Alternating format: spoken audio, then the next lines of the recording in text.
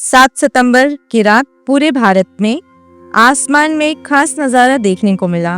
एक खूबसूरत लाल चांद, जिसे हम ब्लड मून या रक्त चंद्र कहते हैं। लाखों लोगों ने इसे देखा, अपने मोबाइल कैमरे में कैद किया और सोशल मीडिया पे भी शेयर किया। लेकिन क्या आप जानते हैं कि ये सिर्फ एक खगोलीय घटना नहीं है।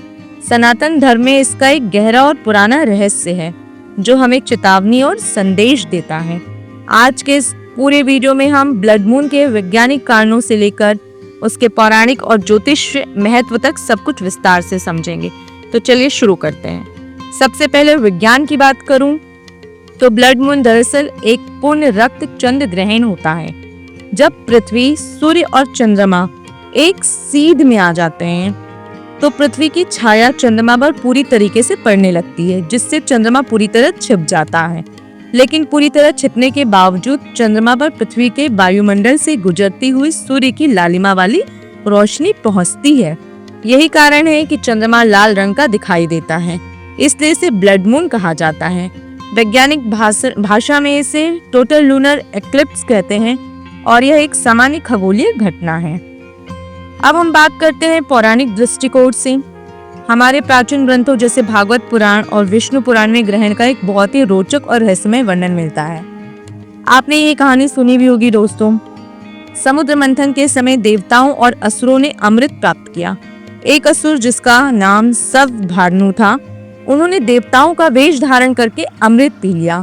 लेकिन सूर्य और चंद्रमा ने उसे पहचान लिया और भगवान विष्णु ने अपना सुदर्शन चक्र से उसका सिर काट दिया।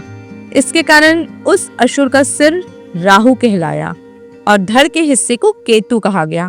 राहु और केतु ग्रह भी होते हैं।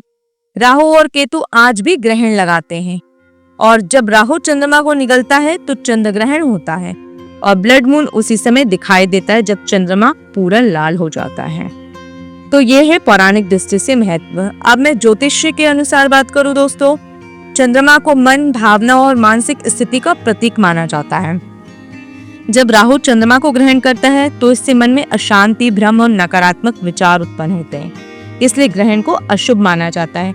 आपने भी देखा होगा, आपके घर में जब कभी भी ग्रहण लगता है तो बहुत सारी सावधानियां बरती जाती है, जैसे दूध, पानी सब में तुलसी जी को रखा जाता है और जैसे ही ग्रहण खत्म होता है तो गंगा जल से घर को शुद्ध किया जाता है। पूजा का दरवाजा बंद कर दिया जाता है। मंदिरों में सूतक लगने के बाद से पूजा नहीं होती है। तो ब्लड मून के समय मंत्र जाप और ध्यान करना अत्यंत लाभकारी माना जाता है। इसलिए कहते हैं कि खासकर महामृत्युंजय मंत्र, हनुमान चालीसा और गायत्री मंत्र का जाप करने से मानसिक शांति मिलती है और नकारात्मक प्रभाव कम होते हैं। इस समय शुद्धि के लिए लोग स्नान करते हैं, दान करते हैं, गंगा जल छिड़ककर शुभ करते हैं अपने पूरे घर को। तो दोस्तों, ग्रहण काल में कुछ विशेष ध्यान देने की योग्य होती है।